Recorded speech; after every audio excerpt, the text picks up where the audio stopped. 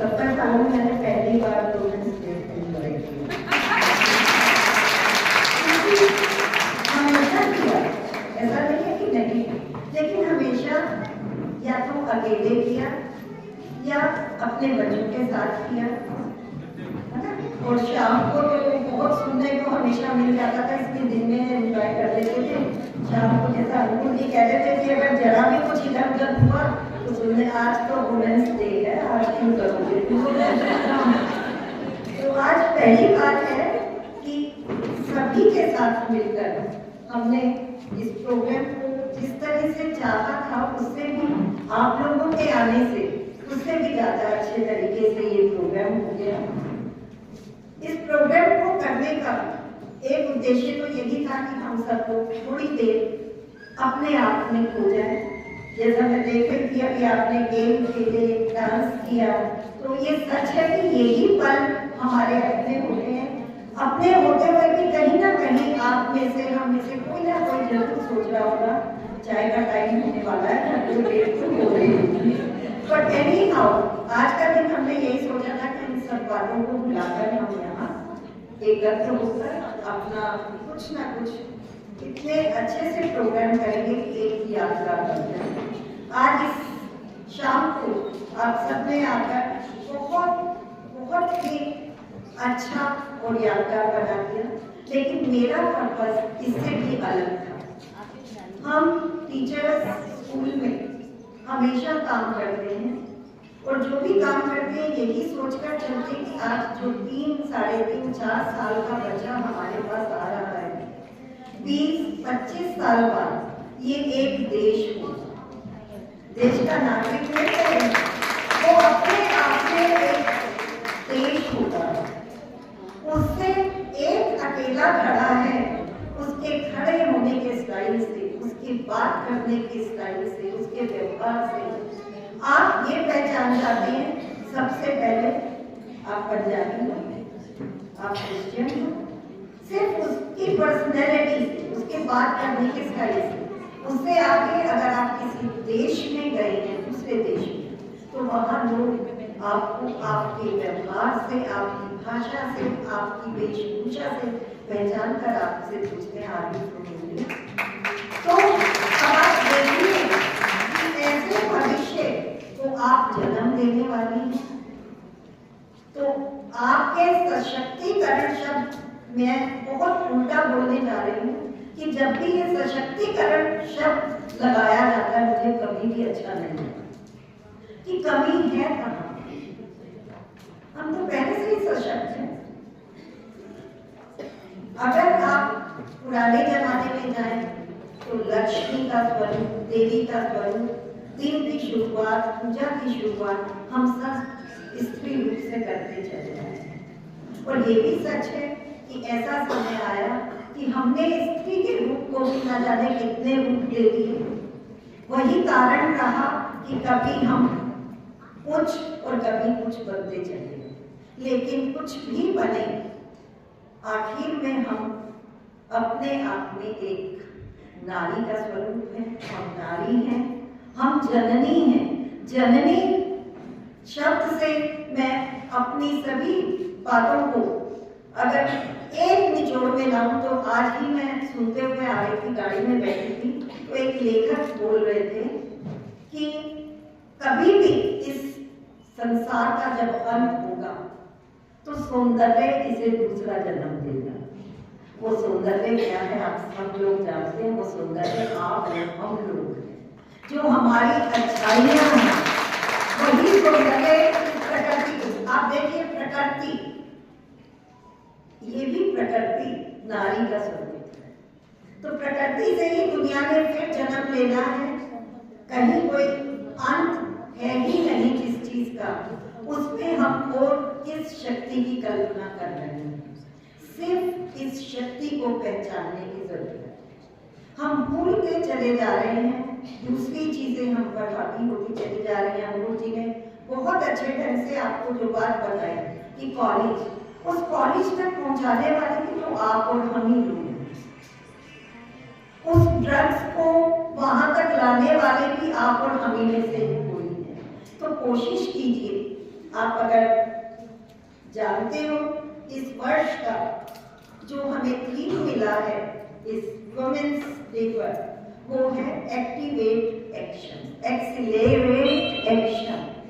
अपने एक्शंस को शुरू कीजिए, आगे बढ़ाइए, उसे गति दीजिए, और वो एक्शन है अपनी जनरेशन को संभालना। मैं मानती हूँ बहुत कमियां हैं अभी भी। हमारी 14-15 साल की लड़की जब घर से बाहर निकलने लगती है, मां 10 साल के बच्चे से कहती है दीदी के साथ चला जा। क्यों? सोचिए, 10 साल का बच्चा, 8 साल का लड़का, उसको साथ में चला दिया जाता है, जाओ दीदी के साथ जरा बाजार तक चले जाओ। क्या वो ज्यादा शक्तिशाली है उस बच्ची से? ये हमारे मन में बैठ गया है, क्योंकि हम ना होते हुए भी जेंडर वाइज हो रहे हैं, लेकिन उल्टी दिशा में हो रहे हैं। हम अपनी लड़कियों को हर तरह के संस्कार, हर तरह की शिक्षा देते चले आते हैं, लेकिन हम में से कितनी माएँ हैं जो अपने लड़के से ये कहती हैं अंधेरा होने से पहले घर आ जाना। सिर्फ ये बात लड़की को नहीं कही है, कुछ नहीं है, कहना चाहिए हमें अपने बच्चों को एक अनुशासन देना है, लेकिन हमें वो अनुशासन दोनों को देना। जितनी सुरक्षा की चिंता लड़की की है, उतनी लड़के की करने अगर शुरू कर दें तो ये चिंता ही खत्म हो जाए।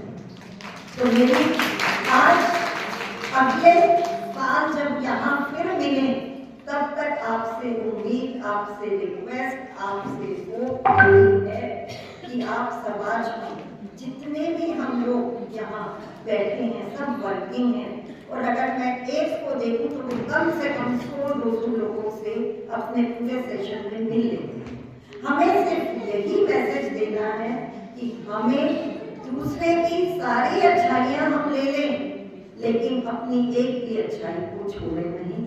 हम अपने बच्चों को संस्कारवान बनाएं, हम अपने बच्चों को जेंडर सिखाएं, और एक दूसरे की उस जेंडर की रेस्पेक्ट करना। उतनी ही रेस्पेक्ट लड़के को मिलनी चाहिए, उतनी ही रेस्पेक्ट लड़की को मिलनी चाहिए। कहीं भी भेदभाव वाली स्थिति नहीं होनी चाहिए। मानना पड़ेगा कि हम रथ के 2 पहिए हैं, अगर एक भी कमजोर हुआ तो दूसरे की ताकत अपने आप खत्म हो जाती है।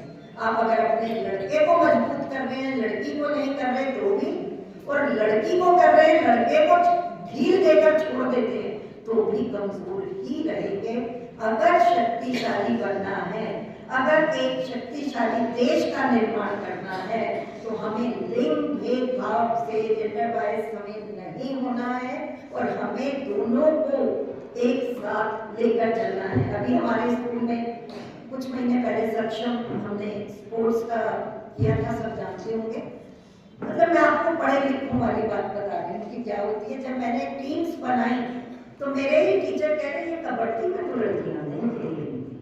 क्यों नहीं खेलेंगी?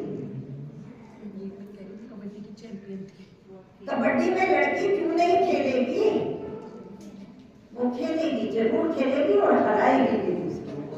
तो आज से कहीं ये मत सोचिए क्या काम लड़की ने करना है, क्या लड़के ने करना है।